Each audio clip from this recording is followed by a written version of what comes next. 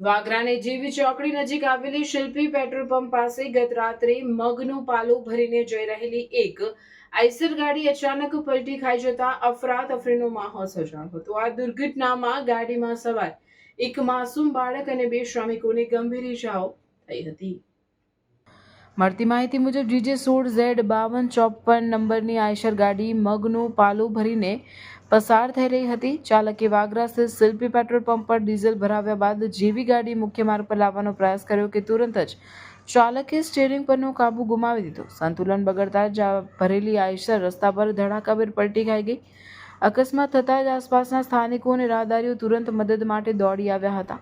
અકસ્માતમાં બે મજૂરો અને એક નાનું બાળક લોહીલુહાણ હાલતમાં મળી આવ્યા હતા। તમામ ઇજાગ્રસ્તોને માથાના ભાગે અને શરીરને નાની મોટી ઇજાઓ પહોંચી હતી। સ્થાનિકોની મદદથી ઇજાગ્રસ્તોને તાત્કાલિક વાગરા સામૂહિક આરોગ્ય કેન્દ્ર ખાતે સારવાર અર્થે ખસેડવામાં આવ્યા હતા।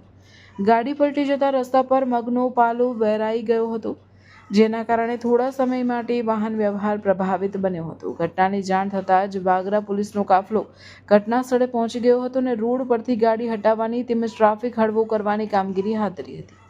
સદનસીબે આ દુર્ઘટનામાં કોઈ જાનહાનિ થઈ નથી। અત્રે ઉલ્લેખનીય છે કે અકસ્માત પાછળનું મુખ્ય કારણ પેટ્રોલ પંપના પ્રવેશ અને નિકાસ દ્વારા આવેલી જોખમી ભૌગોલિક સ્થિતિ હોવાનું મનાઈ રહ્યું છે।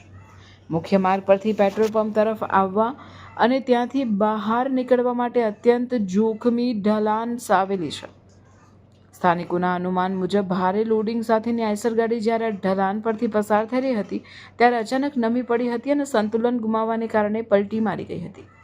આ જોખમી ઢલાન વાહન ચાલકો માટે સતત ભયનો વિષય બની રહી છે।